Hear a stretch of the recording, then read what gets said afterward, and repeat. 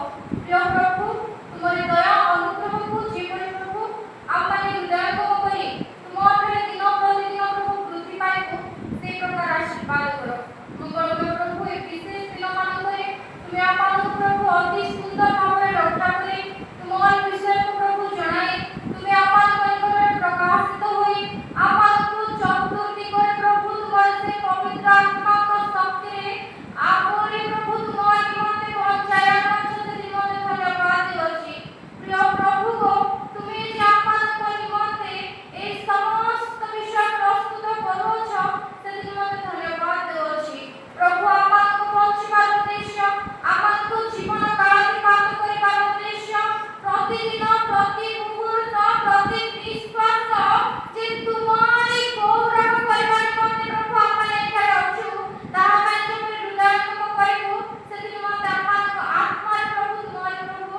आउ संवाद तुमे दियो आपन आत्मा प्रभु जागृत कराओ आपन आत्मा शिथिल प्रभु तथापि तुम्हारे परमेश्वर पर से पवित्र आत्मा को उष्णता प्रदान करो जे पर हमारे मृत मात्र किंतु तुम्हारे आत्मा को द्वारा हमारे सज्जित हो सजीव हो प्रभु ए समय तुम्हारे निकटरे प्रभु निजको प्रभु समर्पण करो छी मैं मते आपन बाबा को तुम्हें जाने छ मो अधर्मी पापी तथापि तुम्हें प्रेम करी सुंदर सुजोग देयो छ तुम्हें मोर पाप को प्रभु मार्जना करे तुम्हें प्रभु सुंदर सुजोग देयो छ तुम्हारी चरण प्रभु भावे तुम्हारी विषय को वर्णना करबा निमंते तुमको वर्णना करबा निमंते से मते धन्यवाद दो छी प्रभु को तुम्हें मुख पात्र हो तुम्हें प्रभु भक्त समस्त को प्रभु तुम्हें आशीर्वाद करो ए परिवेश को एठार प्रभु समस्त विषय को तुम्हारे आत्मा को तुम्हें परिचालन करो छ बोली विश्वास करे शक्ति मांगी यीशु का नाम में प्रार्थना करूं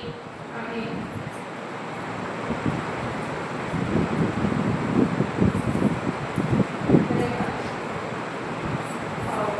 प्रतिवर्ष आमने एक विशेष पर्व पालन करिया सोचु जाकि पेंटिकस्ट पर्व आउ ए पेंटिकस्ट पर्व रे प्रतिवर्ष आमने सुनिया सोचु जे को विषय पवित्र आत्मा को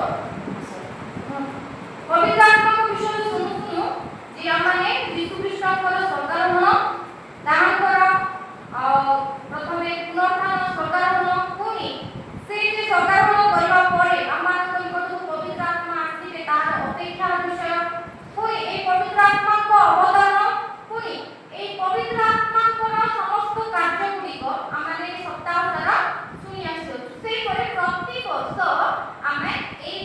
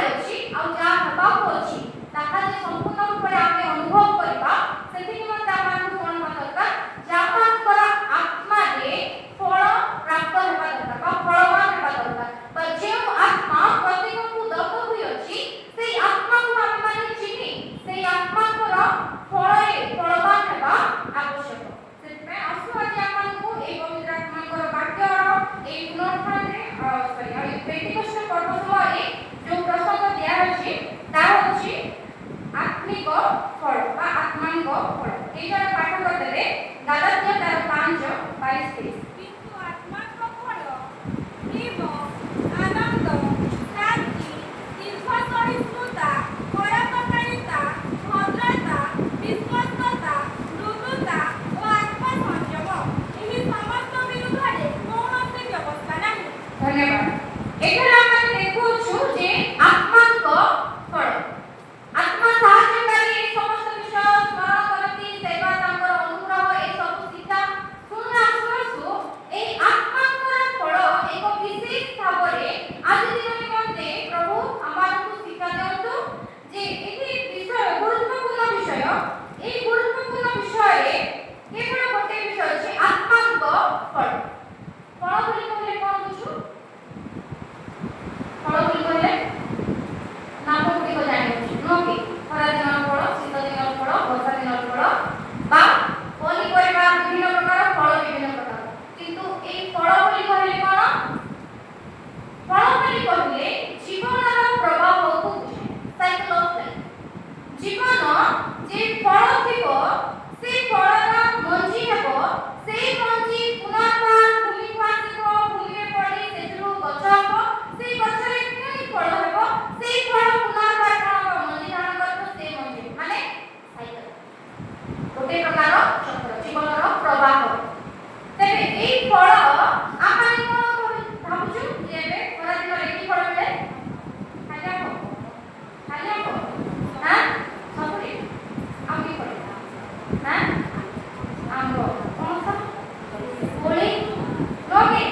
ତେବେ ବିଶିଷ୍ଟ ଭାବରେ ଯଦି ଫଳ ବୋଲି କହିଲେ ଏଇ ଆମ୍ବ ସମୟ, ଖରାଦିନ ପାଇଁ ଆମ୍ବ ସମୟ ବୋଲି କେମିତି ଜାଣିବେ? ଯେ ବର୍ଷଟିର ଅପେକ୍ଷା ପରେ ଆମ୍ବର ଟାଙ୍କୁଆ ସେଇ ବର୍ଷା ଦିନରେ ଗଜା ହୋଇ ବଡ଼ ହେବ। ସେପ୍ଟେମ୍ବର, ଅକ୍ଟୋବର, ନଭେମ୍ବର, ଡିସେମ୍ବର, ଜାନୁଆରୀ, ଫେବୃଆରୀ, ଆଉ ଫେବୃଆରୀ ବେଳକୁ ଫୁଲ ହେବ, ମାର୍ଚ୍ଚ ବେଳକୁ ଫଳ ରେଡି, ଏପ୍ରିଲ ମେ ବେଳକୁ ଆମେ କ'ଣ କରୁଛୁ? ଆମ୍ବକୁ ଖାଇପାରୁଛୁ। ଫଳ, এই ফল কোন করে যে জীবনর প্রবাহକୁ বুঝায়। তবে ফল কেমতি ହୁଏ? ফল কেমতি ହୁଏ? গছরে ହୁଏ। ଆମେ ଆପଣମାନଙ୍କୁ ଜଣାନ୍ତୁ ଯେ এই ଫଳ ହେଉଛି ଜୀବନର ପ୍ରବାହ। এই ଫଳ କେଉଁଠାରୁ ହୁଏ? এই ଫଳକୁ ଧାରଣ କରିବା ପାଇଁ କ'ଣ ଆବଶ୍ୟକ ହୁଏ? ତାହା ଆମେ ପାଠ କରିବା ଦ୍ୱିତୀୟ ବିବରଣ ତାର 28:4 ଆଉ ପ୍ରଥମ କରନ୍ତି ତାର 15:37-40। ଦୁଇ ଜଣ ପାଠ କରିବେ। ତୁମ୍ଭ ଶରୀରର ଫଳ ଓ ତୁମ୍ଭ ଭୂମିର ଫଳ ଓ ତୁମ୍ଭ ପଶୁର ଫଳ ଅର୍ଥାତ୍ ଗୋବଂଶ ଓ ମିଶ୍ରଫଳର ଶାବକ ଧନ୍ୟ ହେବ। ଧନ୍ୟବାଦ। ଆଉ ପ୍ରଥମ କରନ୍ତି 15:37-40। କାରଣ ସେ ସମସ୍ତ ବିଷୟ ତାହାଙ୍କ ପାଦ ତଳେ ବଶୀଭୂତ କଲେ, ଯେତେବେଳେ ସେ କହନ୍ତି ସମସ୍ତ ବିଷୟ ବଶୀଭୂତ କରାଯାଇଅଛି, ଏହା ସ୍ପଷ୍ଟ, ସମସ୍ତ ବିଷୟ ଯେ ତାହାଙ୍କର ବଶୀଭୂତ କଲେ, ସେ ସେହି ସବୁ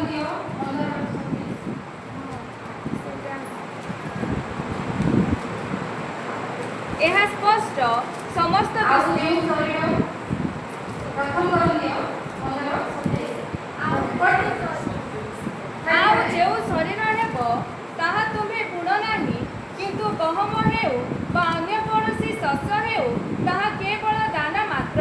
କିନ୍ତୁ ଈଶ୍ୱର ଆପଣା ଇଚ୍ଛା ଅନୁସାରେ ତାହାକୁ ଶରୀର ଦିଅନ୍ତି, ଆଉ ସମସ୍ତ ବୀଜ ମଧ୍ୟରୁ ପ୍ରତ୍ୟେକକୁ ତାହାର ନିଜ ଶରୀର ଦିଅନ୍ତି। ସମସ୍ତ ଶରୀର ଏକ ପ୍ରକାର ଶରୀର ନୁହେଁ, ମାତ୍ର ମନୁଷ୍ୟମାନଙ୍କ ଏକ ପ୍ରକାର ଶରୀର, ପଶୁମାନଙ୍କ ଅନ୍ୟ ପ୍ରକାର ଶରୀର, ପୁଣି ପକ୍ଷୀମାନଙ୍କର ଆଉ ଏକ ପ୍ରକାର ଶରୀର ଓ ମାଛମାନଙ୍କର ଅନ୍ୟ ପ୍ରକାର ଶରୀର। ଆକାଶସ୍ଥ ଶରୀର ଅଛି, ପୃଥିବୀସ୍ଥ ଶରୀର ମଧ୍ୟ ଅଛି, କିନ୍ତୁ ଆକାଶସ୍ଥ ଶରୀରର ଏକ ପ୍ରକାର ତେଜ ଆଉ ପୃଥିବୀସ୍ଥ ଶରୀରର ଅନ୍ୟ ପ୍ରକାର ତେଜ। এই দুইটি পর্বপদ মাধ্যমে আমরা দেখুଛୁ যে ফଳ କେତେ ପ୍ରକାର, କେଉଁ କେଉଁ ପ୍ରକାର ଫଳ ଆମେ ଦେଖିବାକୁ ପାଇଲୁ? କେବଳ ଗଛର ଫଳ କି ଶରୀରର ଫଳ, ଭୂମିର ଫଳ, ପଶୁର ଫଳ, ଏହାକୁ ଆମେ ବିସ୍ତୃତ ଭାବରେ ଯେତେବେଳେ ଜାଣୁ, ପ୍ରଥମ ପଂକ୍ତିରେ ଲେଖା ଅଛି ଯେ ଯେଉଁ ଶରୀର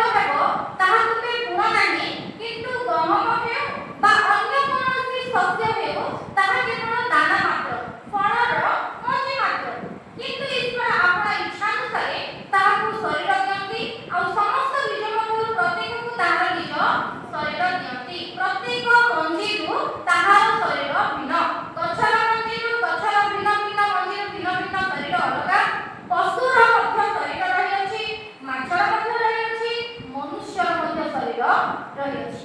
ଅର୍ଥାତ୍ ଏଥିରୁ ଆମେ ଜାଣୁଅଛୁ ଯେ ଫଳ ବୋଲି କହିଲେ ଜୀବନର ପ୍ରବାହକୁ ବୁଝାଏ। ଏହି ଫଳରେ ଏକ ବୀଜ ରହେ। ଏହି ବୀଜ ଶରୀର ଅନୁସାରେ ସେ ଫଳ ପ୍ରସ୍ତୁତ କରେ। ଶରୀର ଅନୁସାରେ ତାର ଆକାର ଭିନ୍ନ ଭିନ୍ନ। ବୁଝା ପଡ଼ିଲା? ଏବେ ଫଳ ବୋଲି କହିଲେ କ'ଣ? ଫଳ ବୋଲି କହିଲେ ବିଭିନ୍ନ ଫଳର ନାମ ନୁହଁ। ଫଳ ବୋଲି କହିଲେ ଜୀବନର ପ୍ରବାହ, ଯୋଉଟାରେ କି ନେକ୍ସଟ ଜେନେରେସନ, ନେକ୍ସଟ ଫଳ ଉତ୍ପନ୍ନ ହେବ। ଆଉ ଏଥିରୁ ଆମେ ଜାଣୁଅଛୁ ଯେ ଏହି ଫଳ କେଉଁଠାରୁ ହୁଏ? କେବଳ ବୃକ୍ଷରେ ନୁହଁ, ପଶୁର ଫଳ ମଧ୍ୟ ରହିଅଛି, ଶରୀରର ଫଳ ରହିଅଛି, ଭୂମିର ଫଳ ରହିଅଛି, ମାଛର ମଞ୍ଜିରୁ ମାଛ, ଗଛର ମଞ୍ଜିରୁ ଗଛ, ଶରୀରର ମଞ୍ଜିରୁ ଶରୀର, ପଶୁର ମଞ୍ଜିରୁ। ତେବେ ପ୍ରଭୁ ଆପଣଙ୍କୁ ଆଜି କେଉଁ ଫଳ ବିଷୟରେ ଶିକ୍ଷା ଦେବେ? ଆତ୍ମା। ପ୍ରଭୁଙ୍କ ନାମ ଗୌରବ ହେଉ। ସେ ବିଶେଷ ଭାବରେ ଆଶ୍ଚର୍ଯ୍ୟ ବିଷୟମାନ ସେ ଜଣାନ୍ତି। ଏହି ଆତ୍ମାଙ୍କ ଫଳ ମୁଖ୍ୟ ବିଷୟକୁ ଯେତେବେଳେ ଦେଖୁ, ତେବେ ଏହି ଆତ୍ମାଙ୍କ ଫଳ ନିଗୁଡ ବିଷୟ। ଏହି ଆତ୍ମାଙ୍କ ଫଳ କେଉଁଠି ହେବ? ସମସ୍ତ ବିଷୟ ପାଇଁ ଏକ ଶରୀର ରହିଅଛି। ତେବେ ଆତ୍ମା ତ କେହି କେବେ ଦେଖି ପାରୁନାହୁଁ। ଆତ୍ମା ଈଶ୍ୱର, ଈଶ୍ୱର ଆତ୍ମା ଅଟନ୍ତି। ଆଉ ଏହି ଆତ୍ମାଙ୍କ ଫଳ କେଉଁ ଆତ୍ମାର ଫଳ? ପବିତ୍ର ଆତ୍ମାଙ୍କ ଫଳ।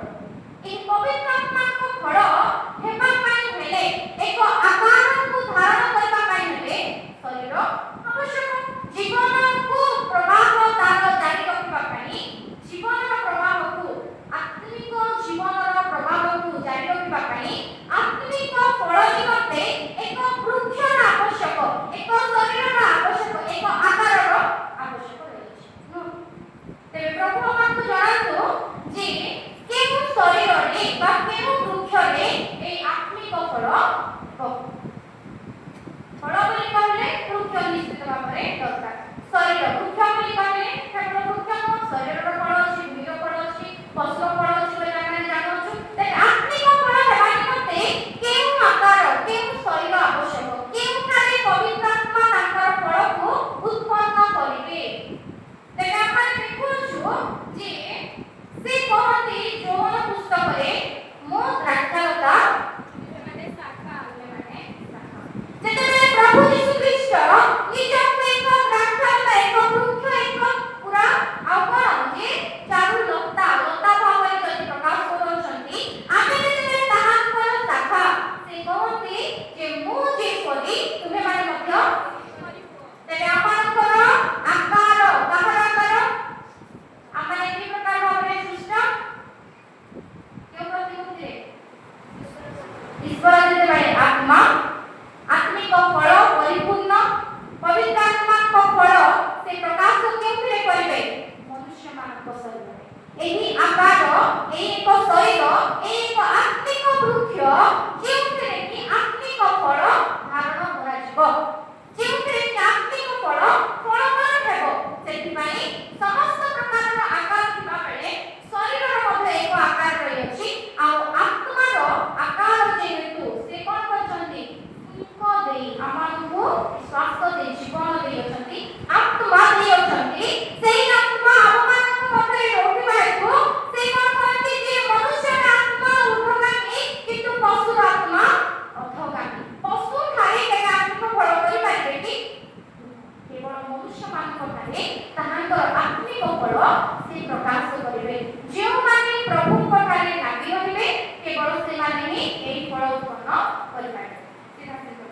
ତେବେ ଆମେ ଦେଖୁଛୁ ଯେ ଆତ୍ମିକ ବୃକ୍ଷ ବା ଲତା ବା ମଞ୍ଜି ବା ଆମଙ୍କର ବିହନ, ଏଥିରୁ ଯେଉଁ ଆତ୍ମିକ ଫଳ ହେବ, ଏହି ଆତ୍ମିକ ଫଳ ନିମନ୍ତେ ଏକ ଶରୀର ଆବଶ୍ୟକ। ଏହି ଶରୀର ହେଉଛି ଆମମାନଙ୍କ ଶରୀର, ଖ୍ରୀଷ୍ଟଙ୍କ ବିଶ୍ୱାସୀ ଶରୀର। ଯେହେତୁ ଆମେମାନେ କ'ଣ କରୁ ଯେ ଆମମାନେ ପ୍ରତିମୂର୍ତ୍ତି, ଖ୍ରୀଷ୍ଟଙ୍କ ପ୍ରତିମୂର୍ତ୍ତିରେ ଆମମାନେ ଜାତ ହେଉ। ଆମମାନଙ୍କର ପ୍ରତ୍ୟେକ ବିଷୟକୁ ମାତୃଗର୍ଭରେ ଗଠନ ସମୟରେ ପରମେଶ୍ୱର ଏକ ଆକାର ଦେଇଅଛନ୍ତି। ଆଉ ସେଇମାନେ ଯେତେବେଳେ ପର୍ଯ୍ୟନ୍ତ ଆତ୍ମା ନ ଆସିଛି ଆମେ ଜୀବିତ। ଆତ୍ମା ହୋଇଥିବା ତ ଆମମାନେ ଜୀବିତ। ଏହି ଆତ୍ମା ଆମମାନଙ୍କ ମଧ୍ୟରେ ଥିବା ହେତୁ ଆମମାନେ କ'ଣ କରିବା ଦରକାର? ଆତ୍ମିକ ଫଳରେ ପରିପୂର୍ଣ୍ଣ ହେବା। ତେବେ ଗୋଟିଏ ବୃକ୍ଷକୁ, ଗୋଟିଏ ମଞ୍ଜି, ଠିକ ଅଛି, ବିହନ ଅଛି, ସେଥିରୁ ଭୂମିରେ ପଡ଼ି ସେ ବୃକ୍ଷ ହେଲା।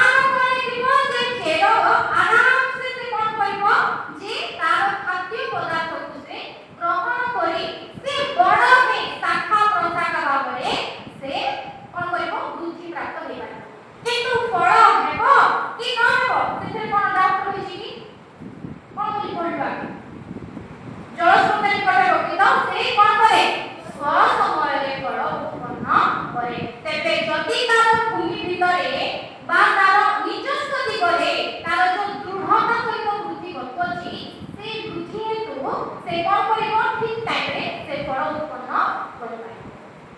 ଫଳ ଉତ୍ପନ୍ନ କେମିତି ହେଇପାରିବ? ଯେ ଶାଖା ପ୍ରଶାଖାରେ ଲାଗିଥିଲା ଆମେ ଯୋଉ ପନ୍ଦରଟା ପାଞ୍ଚ ପଢ଼ି ଜାଣିଛୁ ଏହା ଯେ ତୁମେମାନେ ଶାଖା ଯେ ମୋଠାରେ ରହେ ଓ ମୁଁ ଯାହାଠାରେ ରହେ ସେ ପ୍ରଚୁର ଫଳ ଫଳେ କାରଣ ମୋ ବିନା ତୁମେମାନେ କିଛି କରିପାର ନାହିଁ। ଧନ୍ୟବାଦ।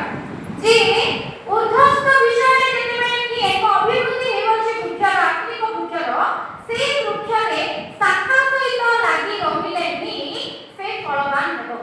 ତେବେ ଆମେ ଦେଖୁଛୁ ଯେ ଆତ୍ମିକ ଶରୀର ବା ଜଣେ ବିଶ୍ୱାସୀ ଯେ କି ପ୍ରଭୁଙ୍କ ଠାରେ ଲାଗି ରହେ ଯେ ଦିବାରାତ୍ର ତାଙ୍କ ବ୍ୟବସ୍ଥା ଧ୍ୟାନ କରେ ପୁଣି ତିନୋଟି ବିଷୟ ଏହିପରି ଲେଖା ଅଛି ଆମେ ସମସ୍ତେ ଜାଣିଅଛୁ ଯେ କ'ଣ କରେ ଦୁଷ୍ଟମାନଙ୍କ ପଥରେ ଚାଲେ ନାହିଁ ପାପୀମାନଙ୍କ ମାର୍ଗରେ ଠିଆ ହୁଏ ନାହିଁ ହୀନମାନଙ୍କ ସଭାରେ ବସେ ନାହିଁ। ଏ ଜାଗତିକ କର୍ମ ନ କରୁଣୁ ଯେ କି ପ୍ରଭୁଙ୍କ ଠାରେ ଲାଗି ରହେ ଦିବାରାତ୍ର ବ୍ୟବସ୍ଥା ଧ୍ୟାନ କରେ ସେ ଅଧସ୍ତରେ ମଧ୍ୟ ସେ ବୃଦ୍ଧି ପ୍ରାପ୍ତ ସେ ଉର୍ଦ୍ଧ୍ୱସ୍ତରେ ମଧ୍ୟ ସେ ବୃଦ୍ଧି ପ୍ରାପ୍ତ କାହିଁକି ଯେ ସେ ଶାଖା ସହିତ ଲାଗି ରହିଥିବା ହେତୁ ସେ ସ୍ୱ ସମୟରେ ଫଳ ଉତ୍ପନ୍ନ କରି କରି ଚାଲେ। ତେବେ ଆମେ ଜାଣିଲୁ ଯେ ଏକ ଫଳ ଆତ୍ମିକ ଫଳ ହେବା ପାଇଁ ଏକ ଶରୀରର ଆବଶ୍ୟକ ଆଉ ସେଇ ଶରୀର ଯେଉଁମାନେ କି ପରମେଶ୍ୱରଙ୍କ ଠାରେ ବିଶ୍ୱାସ କରନ୍ତି କେବଳ ସେଇମାନେ ହିଁ ଆତ୍ମିକ ଫଳ ଫଳନ୍ତି। ଦ୍ୱିତୀୟ ବିଷୟ ଯେ ଯେଉଁମାନେ ଉର୍ଦ୍ଧ୍ୱସ୍ଥ ଏବଂ ନିଜସ୍ୱ ବିଷୟରେ ବୃଦ୍ଧି ପ୍ରାପ୍ତ ହୁଅନ୍ତି କେବଳ ପରମେଶ୍ୱରଙ୍କ ସହିତ ଏହି ଜଳସ୍ରୋତ ନିକଟରେ ରୋପିତ ହୋଇ ନିଜର ଚାରାକୁ ମଜବୁତ କରନ୍ତି ପୁଣି ଉର୍ଦ୍ଧ୍ୱକୁ ବୃଦ୍ଧି ପ୍ରାପ୍ତ ହେଲା ପରେ ଶାଖାର ସହିତ ବା ଆମର ମୁଖ୍ୟ ଶାଖା ମୁଖ୍ୟ ବ୍ରାଞ୍ଚେସ୍ ସହିତ ଯଦି ଲାଗି ରହିଥାନ୍ତି ତେବେ ହିଁ ଫଳ ଫଳିବ। ତେବେ ଆତ୍ମିକ ଫଳ ଜଣେ ବିଶ୍ୱାସୀ କ'ଣ କରେ ଯେ ପରମେଶ୍ୱରଙ୍କ ଠାରେ ଲାଗି ରହି ସେ ଫଳ। ତେବେ ଏହି ପବିତ୍ର ଆତ୍ମାଙ୍କର ଶକ୍ତିରେ ସେ କ'ଣ କରେ ବୃଦ୍ଧି ପ୍ରାପ୍ତ ହୁଏ କାହିଁକି ଯେ ଆମେ ଜାଣିଅଛୁ ପବିତ୍ର ଆତ୍ମା କ'ଣ କରନ୍ତି ସାହାଯ୍ୟ କରନ୍ତି। ଯଦି ତୁମେ ମୋ ଠାରେ ରହ ମୋ ବିନା ତୁମେ କିଛି କରିପାରିବ ନାହିଁ। ତେବେ ପବିତ୍ର ଆତ୍ମାଙ୍କ ସାହାଯ୍ୟ ପାଇବା ହେତୁ ଜଣେ ବିଶ୍ୱାସୀ ସେ କ'ଣ କରେ ଯେ ଆପଣା ପିତା ପରମେଶ୍ୱର ପୁତ୍ର ପରମେଶ୍ୱରଙ୍କ ସମସ୍ତ ବିଷୟରେ ସେ ଲାଗି ରହି ସେ ଆତ୍ମିକ ଫଳ ସେ କ'ଣ କରେ ସେ କରେ ଆତ୍ମିକ ଫଳରେ ଫଳବାନ ହୁଏ। ତେବେ ଏହି ଆତ୍ମାଙ୍କ ଫଳ ଆଜିର ମୁଖ୍ୟ ବିଷୟ ଆମେ ପାଠ ପଢ଼ିଛୁ କେତୋଟି ଆତ୍ମାଙ୍କ ଫଳ ଆମେ ପାଠ କଲୁ 9ଟି କ'ଣ କ'ଣ ପ୍ରେମ ଆନନ୍ଦ ଶାନ୍ତି ଦୀର୍ଘସହିଷ୍ଣୁତା ପରୋପକାରିତା ଭଦ୍ରତା ବିଶ୍ୱସ୍ତତା ମୃଦୁତା ଆତ୍ମସଂଯମ। ଅତି ବିପୁଳ ବାକ୍ୟ ଗୋଟେ ଗୋଟେ ମୁଁ ବୁଝେଇ ନ ପାରେ ପରମେଶ୍ୱର ଆମମାନଙ୍କୁ ଶକ୍ତି ଦିଅନ୍ତୁ ଆମେ ଏହାକୁ ବୁଝୁ ଯେ ଆପଣଙ୍କର ଆତ୍ମିକ ଜୀବନରେ ଏହି ଆତ୍ମିକ ଫଳ କି ପ୍ରକାର ଭାବରେ ଫଳେ। ପ୍ରଥମେ ଆମମାନଙ୍କୁ ଏକ ଶରୀର ଦିଆଯାଇଅଛି ଏହି ଶରୀର ତାଙ୍କ ପ୍ରତିମୂର୍ତ୍ତି ଏଠାରେ ଆମେ ବୃଦ୍ଧି ପ୍ରାପ୍ତ ହେଲୁ ଆମେ କ'ଣ କଲୁ ଯେ ବ୍ୟବସ୍ଥା ସହିତ ବା ତାଙ୍କର ବାକ୍ୟ ସହିତ ତାଙ୍କର ଶିକ୍ଷା ସହିତ ଆମେ ଆମକୁ ନିଜକୁ ମଜବୁତ କଲୁ ପୁଣି କ'ଣ ଯେ ଆମେ ସେଇ ଶାଖାରେ ସବୁଦିନ ରହୁଥିବା ହେତୁ ଶାଖାର ପୁରା ଯେତିକି ଜଳୀୟ ଅଂଶ ଖାଦ୍ୟ ପଦାର୍ଥ ଆମ ନିକଟକୁ ଆସିବା ହେତୁ ଆମେ ଫଳପୂର୍ଣ୍ଣ ହେଉଛୁ। ଏହି ଫଳ ଗୁଡ଼ିକ କ'ଣ କ'ଣ 9 ପ୍ରକାର ପ୍ରେମ ବୋଲି କହିଲେ ଆମେ ଜାଣୁଛୁ ଯେ ଯେଉଁଠାରେ ସ୍ୱାର୍ଥ ନଥିବ ଯେ ଏଇଟା ମୋର ହିଁ କହିବି ଯୋଉଠି ନଥିବ ସେଇଠି ପ୍ରେମ ଆସିଯାଏ। କାରଣ ଆମେ ଜାଣିଅଛୁ ଯେ ଈଶ୍ୱର ତ ଆତ୍ମାଙ୍କ ଫଳ ଯେତେବେଳେ ଆମମାନଙ୍କ ଆତ୍ମିକ ଜୀବନରେ ସେ ଫଳିବାକୁ ଆରମ୍ଭ କରେ ପ୍ରଥମ ଫଳ ପ୍ରେମ। ଏହି ପ୍ରେମ ହେତୁ ଆମେ କ'ଣ କରିପାରିବା ଯେ ପ୍ରତିବାସୀକୁ ମଧ୍ୟ ପ୍ରେମ କରିପାରିବା। କାରଣ ଜଗତର ବିଷୟ ହିସାବରେ 3ଟି ଜାଗା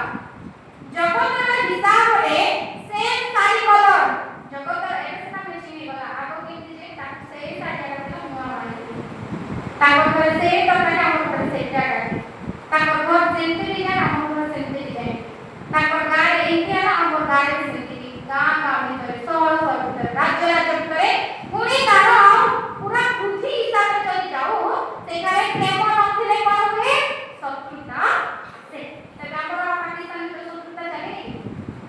ଦେଶ ଦେଶ ଭିତରେ ତ ଏବେ ଆଉ ପୁରା କ'ଣ ଶତ୍ରୁତା ଚାଲିଛି, ପ୍ରେମ ଅଛି? ତେବେ ଆତ୍ମିକ ଫଳ କେମିତି? এই আত্মিক ফল যেତେବେଳେ প্রেম আসে সেই সময় কোন স্বার্থপরতা নଥାଏ। দ্বিতীয় বিষয় আনন্দ। ଏହା ହେଉଛି ଈଶ୍ୱରଙ୍କର ଆନନ୍ଦ। ଈଶ୍ୱରଙ୍କ ଆନନ୍ଦ ଥିଲେ ଦୁଃଖ ଆସିଲେ ମଧ୍ୟ ଜଣା ପଡ଼ିବ ନାହିଁ। କେମିତି? ଜୀବନରେ କିଛି ଭଲ ହେଉନଥିବ ତେବେ ବି ଆନନ୍ଦ ହେଇପାରିବା କି? ଯୋଉ କାମକୁ ଯାଉଥିବ ସେ କାମରେ ଯୋଉ କାମକୁ ଯାଉଥିବ ସେ କାମରେ ହତୋତ୍ସାହ ଆନନ୍ଦ ଆସିପାରିବ କି? କିନ୍ତୁ ଯେତେବେଳେ ଆତ୍ମିକ ଫଳ ଆମେମାନେ ଫଳୁ ସେତେବେଳେ ବାକ୍ୟ କହେ ଯେ ସର୍ବଦା ଆନନ୍ଦ କର, ପୁନଶ୍ଚ କହୁଛି ଆନନ୍ଦ କର। କେମିତି ଆନନ୍ଦ ହୁଏ ନ ହୋଇପାରିବା? ଦୁଃଖ ଆସୁ, କଷ୍ଟ ଆସୁ, ତାଡ଼ନା ଆସିବ, ନହେବା କଥା ବି ଶୁଣିବାକୁ ପଡ଼ିବ, କିନ୍ତୁ ହୃଦୟରେ ଯୋଉ ଆନନ୍ଦ ପରିପୂର୍ଣ୍ଣ ହୁଏ ତାହା ହେଉଛି ଈଶ୍ୱରଙ୍କର ଆନନ୍ଦ। ଏହା ହେଉଛି ଆତ୍ମାଙ୍କର ଫଳ। ଯେତେବେଳେ ଆତ୍ମାଙ୍କ ଫଳ ଫଳବାନ ହେଇ ଦେଖିବ ସେହି ସମୟରେ ଜଗତର ଦୁଃଖ କିଛି କାମରେ ଆସିବ ନାହିଁ। ଲୋକଙ୍କର କଥା ଶୁଣି ମନ ବ୍ୟଥା କଷ୍ଟ ହେବାଟା ବନ୍ଦ ହେଇଯିବ। ଏହି ଆନନ୍ଦ ଈଶ୍ୱରଙ୍କର ଆନନ୍ଦ ଯାହାକି ଏକ ଆତ୍ମିକ ଫଳ। ତୃତୀୟ ବିଷୟ ଶାନ୍ତି। ଯେଉଁଠାରେ ଚିନ୍ତା ନାହିଁ ସେଠାରେ ଶାନ୍ତି। କାଲିକି କ'ଣ କରିବା? ଆଜି ଯେତିକି ଅଛି ସେତିକି ଶାନ୍ତିରେ ରହିବ। କଳେଇକ ଶାଗ ଅନ୍ନ ଆଜି ଚିକେନ ନାହିଁ ଚଳିବ, କିନ୍ତୁ ଶାଗରେ ମଧ୍ୟ ଯେ ଖୁସି ପାଉଛନ୍ତି ସେଇଟା କ'ଣ? ଯେ ଆତ୍ମିକ ଫଳରେ ପ୍ରସ୍ଫୁଟିତ ଆତ୍ମିକ ବିକାଶର ଜୀବନ। କାରଣ କିଛି ନଥିଲେ ମଧ୍ୟ ତାର ହୃଦୟ ଶାନ୍ତିରେ ପରିପୂର୍ଣ୍ଣ। କାହିଁକି? ଯେ ସେ ଚିନ୍ତା ମୁକ୍ତ। ଆଜିର ଚିନ୍ତା ଆଜି କର, କାଲି କ'ଣ ହେବ ତାହା ପରମେଶ୍ୱରଙ୍କ ଠାରେ ସେ ଛାଡ଼ିଦିଏ। ଏହା ହେଉଛି ଜଣେ ବିଶ୍ୱାସୀର ଆତ୍ମିକ ଫଳର ତୃତୀୟ ଫଳ। ନେକ୍ସଟ ହେଉଛି ଦୀର୍ଘ ସହିଷ୍ଣୁତା, ଧୈର୍ଯ୍ୟ। ଧୈର୍ଯ୍ୟ ଆମମାନଙ୍କ ପାଖରେ ଅଛି କି? ଯଦି ଟ୍ରେନ୍ ଥିବ ବା ଗାଡ଼ି ଥିବ 10ଟା 5 ଅଧେ ଘଣ୍ଟା 2 ଘଣ୍ଟା 5 ଘଣ୍ଟା ଲେଟ୍ ହେଇଗଲା, ତେବେ ଆମେ କ'ଣ କରିବା? ମାଧ୍ୟମ ଖୋଜିବା ଯେ ଏଇଟା ନାହିଁ ତ ଆଉ କୋଉଠି ଚଢ଼ିକି ଆଉ କୋଉଠି ଓହ୍ଲେଇକି ଆଉ କୋଉଠି ପଳେଇବା। କିନ୍ତୁ ପ୍ରଭୁଙ୍କର ଯୋଜନା ଯେତେବେଳେ କି ଆସେ, ପ୍ରଭୁଙ୍କର ଯୋଜନା ପୂର୍ଣ୍ଣତା ହେବା ପାଇଁ ଯଦି ସହିଷ୍ଣୁତା ଆସିଯାଏ, ଦୀର୍ଘ ସହିଷ୍ଣୁତା ଆସିଯିବ, ତେବେ ସେହି ସମୟରେ କ'ଣ ଆତ୍ମିକ ଫଳ ହେଲେ ଆମେ କ'ଣ କରିପାରିବା? ସାହସର ସହିତ ଆମେ ଧୈର୍ଯ୍ୟର ସହିତ ଅପେକ୍ଷା କରିପାରିବା। এই অপেক্ষা করিবার শক্তি, সহ্য করিবার শক্তি, ধৈর্যের শক্তি হচ্ছে দীর্ঘ সহিষ্ণুতা রূপক ফল। যেতেবেলে আত্মা ফল পড়ি যায় তেবে দীর্ঘ সহিষ্ণুতা কোন যে আত্মিক জীবনর বিশ্বাসীরে সে কোন করে অনুভব করবাকু পারে। নেক্সট হচ্ছে পরোপকারিতা। পরোপকারিতা কইলে দয়া। আমার মনে আসুଛି দয়া। যদি আমার হৃদয়ে দয়ার অনুভব রহিছি যে দয়ালু লোকে ধন্য ସେମାନେ ଦୟା ପ୍ରାପ୍ତ ହେବେ। ଆମେ ଯେକୌଣସି ସ୍ଥାନକୁ ଯାଉ ଯଦି ଜଣକୁ ଦୟା କରିଥାଉ, ପ୍ରଭୁ କ'ଣ କରିବେ? ସାଙ୍ଗେ ସାଙ୍ଗେ ସେ ଫେରେଇ ଦେବା ପରମେଶ୍ୱର। ଆମକୁ ଦୟା କରି କରି ଆମଙ୍କର ଉତ୍ତମତା ନଥିଲେ ସୁଦ୍ଧା ଏ ପର୍ଯ୍ୟନ୍ତ ପହଞ୍ଚାଇ ଆଣିଅଛନ୍ତି, ତେବେ ଯଦି ଆମଙ୍କ ହୃଦୟରେ ଏହି ଆତ୍ମିକ ଫଳ ଦୟା ପରୋପକାରିତା ଆସିଯିବ, ତେବେ ପ୍ରଭୁ ଆମକୁ କ'ଣ କରିବେ? ଏହି ପରୋପକାରିତା ବା ଦୟାର ଫଳରେ ଆମକୁ ଆସ୍ୱାଦନ କରିବା ପାଇଁ ଦେବେ ଯେ ଦୟା କଲେ ଗୋଟେ କେମିତି ଶାନ୍ତି ଗୋଟେ ଦେବେ। ଲୋକ କ'ଣ କରୁଛନ୍ତି? ସେ ଯଦି ହସ୍ପିଟାଲ ଗୁଡ଼ାକ ହୋଇଥାଏ, ଯଦି ଅନାଥ ଲୋକମାନେ ରହନ୍ତି, ଅନେକ ଲୋକ ଖାଇବା ବନେଇକି ସେମାନଙ୍କୁ ନେଇକି ଦିଅନ୍ତି। ଏବେ ପରଦିନ ଆମେ ସୋସିଆଲ ମିଡ଼ିଆରେ ଦେଖୁଥାଉ ଯେ ପକ୍ଷୀମାନଙ୍କ ପାଇଁ ଦୟା, ବୁଲା କୁକୁରମାନଙ୍କ ପାଇଁ ଦୟା, ରାସ୍ତାଘାଟରେ ଥିବା ଲୋକମାନଙ୍କ ପାଇଁ ଦୟା। ଏହି ଦୟା କୋଉ ପ୍ରକାର ଫଳ? এই পরোপকারিতা, পরর উপকার, সেটা কোন প্রকার বিষয়? এক আত্মিক ফଳରେ পরিপূর্ণ জীবনକୁ ବୁଝାଏ। ঠিক সেই প্রকার ভদ্রতা। ভদ্রতা বলি କହିଲେ ଉତ୍ତମ ଆଚରଣ, ଯେ କେତେ ବିଷୟ ସବୁ ରହିଲେ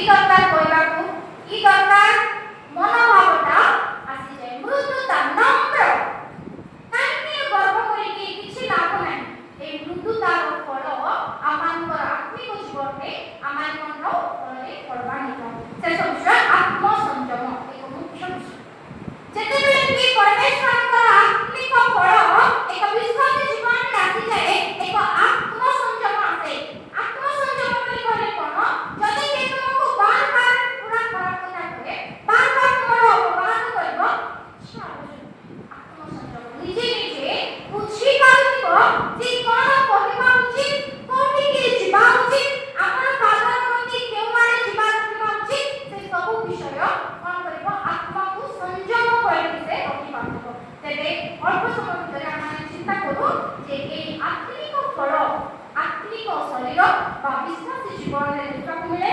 ଯେଉଁଥିରେ କି ଏହି ଆତ୍ମାଙ୍କ ଫଳ ହେତୁ ଜଣେ ବିଶ୍ୱାସୀ କ'ଣ ହୁଏ ଯେ ପରିପକ୍ୱ ହୁଏ ଜୀବନର ପ୍ରବାହକୁ ସେ ବଢ଼ାଏ ତାର ଜୀବନରେ ତ ଏସବୁ ଫଳ ଦେଖିବାକୁ ମିଳେ ଏହି ଫଳ ଦ୍ୱାରା ଅନ୍ୟମାନେ ମଧ୍ୟ କ'ଣ ହୁଅନ୍ତି ଉପକାରୀ ହୁଅନ୍ତି ତେବେ ପ୍ରଶ୍ନ ଆମ ଜୀବନରେ ଏହି ଆତ୍ମିକ ଫଳ କରିବାକୁ ହେଲେ ଆମକୁ କ'ଣ କରିବାକୁ ପଡ଼ିବ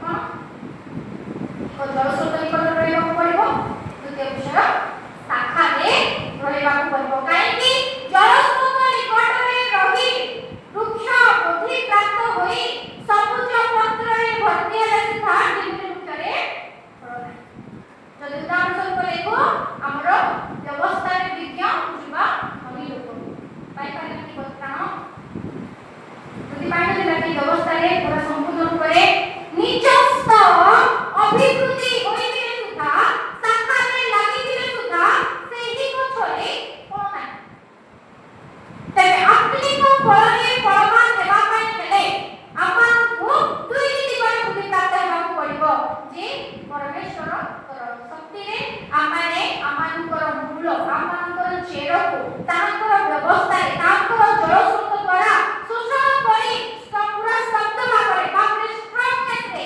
ଆମମାନେ ବୁଦ୍ଧି ପ୍ରାପ୍ତ ହୋଇ ଚେରକୁ ମାଡ଼ି ଗୋଟେ ଜାଗାକୁ ଅକ୍ତିଆର କରି ସେ ଜାଗାରେ କ'ଣ କରିବା ସେ ପ୍ରଭୁଙ୍କର ଶକ୍ତିକୁ ଗ୍ରହଣ କରି ଆମେ ଉର୍ଦ୍ଧ୍ୱକୁ ବୁଦ୍ଧି ପ୍ରାପ୍ତ ହେବା ବେଳେ ଯେତିକି ଆଲୁଅ ଯେତିକି ବର୍ଷା ଯେତିକି ଜଳବାୟୁ ଏସବୁ ସହିତ ଖାପ ଖୁଆଇ ମୂଳ ଶାଖା ସହିତ ଆମମାନେ କ'ଣ କରିବା ଯେ ଆମର ଶାଖା ଜଡ଼ିତ ହୋଇ ରହିଲେ ଆମମାନେ ଫଳ ଫଳିବା ତେବେ ଏହି ଜୀବନରେ ବୁଦ୍ଧି ପ୍ରାପ୍ତ ହେବାକୁ ହେଲେ କେବଳ କ'ଣ ଦରକାର ପବିତ୍ର ଆତ୍ମାଙ୍କର ସାହାଯ୍ୟ ଦରକାର ପବିତ୍ର ଆତ୍ମାଙ୍କ ଶିକ୍ଷା ଦରକାର ପବିତ୍ର ଆତ୍ମାଙ୍କର ଚେତନା ଦରକାର ଯେ ଏହି ପତ୍ରରେ ପୋକ ଲାଗୁନି ତ ଏହି ପତ୍ରରେ କୀଡ଼ା ଲାଗୁନି ତ ଏହି ପତ୍ର ଠିକ ଭାବରେ ଠିକ ସ୍ଥାନରେ ରହିକି ସେ କ'ଣ ଯେ ଜଳ ଶୋଷଣ କରି ଖାଦ୍ୟ ଶୋଷଣ କରିକି ମଧ୍ୟ ଫଳ ଫଳି ପାରୁଛି ନା ନାହିଁ ଏସବୁ ଆମମାନଙ୍କୁ କିଏ ଜଣାନ୍ତି ପବିତ୍ର ଆତ୍ମା ସେ ଜଣାନ୍ତି ଆମମାନେ ମାନଙ୍କରେ ଶୁଣିଛୁ ଶେଷ ବିଷୟ ଆମେ ଦେଖୁଛୁ ଯେ ଉତ୍ତମ ଫଳ ଫଳୁଥିବା ବା ଆତ୍ମିକ ବୃକ୍ଷ ଫଳବାନ ବୃକ୍ଷକୁ ତାଡ଼ନା ଆସେ ବାଉଣ୍ଡରୀ ଭିତରେ ଥିବ ପ୍ରଭୁଙ୍କର ସୁରକ୍ଷିତ ପ୍ରଭୁଙ୍କର ମାଟିରେ ପ୍ରଭୁଙ୍କର ଜମିରେ ପ୍ରଭୁଙ୍କର ଦ୍ୱାରା ଆତ୍ମିକ ଦ୍ୱାରା ଫଳ ପ୍ରାପ୍ତ ହୋଇ ଫଳବାନ ଗଛ ହୋଇଥିବା ବେଳେ ଗୋଟେ ବାଉଣ୍ଡରୀ ଭିତରେ ଥିଲେ ବି ଟେକାଟା କୋଉଠୁ ଆସେ ବାହାରୁ ଆସିକି ଚାରିଟା ପାଞ୍ଚଟା ଫଳ ପଡ଼ିଗଲେ ସୁଦ୍ଧା ଆମେ କ'ଣ କରିବା ପୁନର୍ବାର ଆମମାନଙ୍କର ସେଇ ସ୍ରୋତ ଯେଉଁ ଜଳସ୍ରୋତ ନିକଟରେ ଆମେ ଗଠିତ ସେଇ ସ୍ରୋତ ସହିତ ଲାଗି ରହିବା ଦ୍ୱାରା ଆମମାନଙ୍କର ନିଜସ୍ୱ ବିଷୟ ବା ନିଜସ୍ୱ ଯେଉଁ ଆମମାନଙ୍କର ଆଉ ପରିପକ୍ୱତା ହୋଇଅଛି ତଦ୍ୱାରା ପୁନର୍ବାର ଆମେ କ'ଣ କରିପାରିବା ଫଳରେ ପରିପୂର୍ଣ୍ଣ ହେଇପାରିବା କାହିଁକି ଯେ ଫଳ ତ ହେଲା କିନ୍ତୁ ଯଦି ଫୁଲ ହେଇଥିବ এই ଫୁଲ ଧରିବା ସମୟ ବହୁତ କଷ୍ଟକର ବିଷୟ ଯେ ଫଳ କେତେ ହେବ କମ ହେବ ନା ଅଧିକ ହେବ କେମିତି ଯେ ପରମ ଗୀତ ତାର 15 ଦିନ ପାଠ କରିପାରିବେ ଶୀଘ୍ର